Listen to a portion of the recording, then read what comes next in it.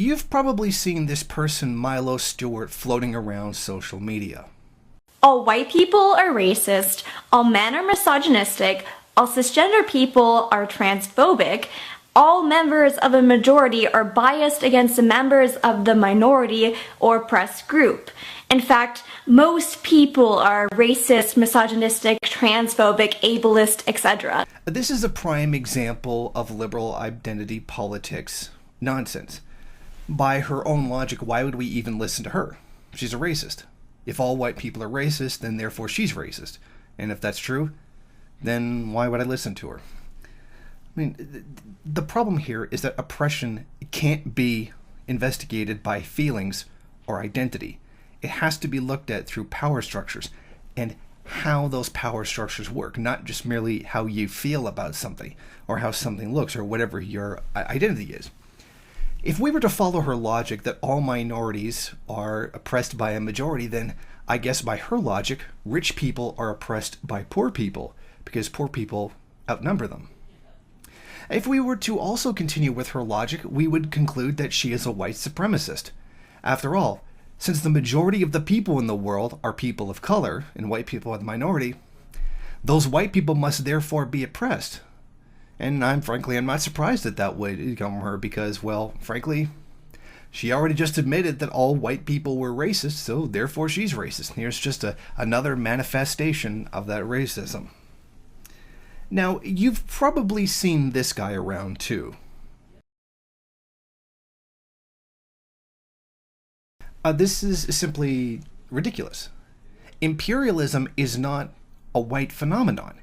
Imperialism comes about as a result of the accumulation of capital. It is an economic phenomena. Imperialism doesn't happen because white people want it to happen. It happens because that's how capitalism functions. If colors were reversed, imperialism would act in the exact same way. So if to merely reduce it to white people did this, would achieve absolutely nothing. There would be no abolishment of imperialism because it would just continue. When capitalism reaches a certain stage, it has to expand beyond its own borders. It can do that peacefully, or it can do it violently. Either way, it is still oppressive. It's either very economically exploitative, or it's done by the military and you kill a couple million people doing it. It's frankly nonsense. By his logic, China, because they do carry out imperialism against Africa, the Chinese are now white, or China doesn't do imperialism, or it's not imperialism because China does it because they're not white. So you see where this completely uncritical, unscientific thinking leads us. Why does this happen? Frankly, because these first worlders, who more often than not are like middle-class privileged people, there's a very American and European-centric way of thinking. It's all about race, and that these power structures don't exist outside of the countries that they're in. As hard as it is for them to understand, being a rich black person is better than being a poor white person. But by their own logic, such a thing can't be true because white people oppress black people.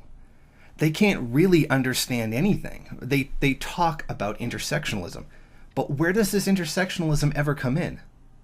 They merely point to things and give unscientific, incredibly useless analyses of these phenomena, and it ends up meaning absolutely nothing. What oppression has intersectionalism ever accomplished?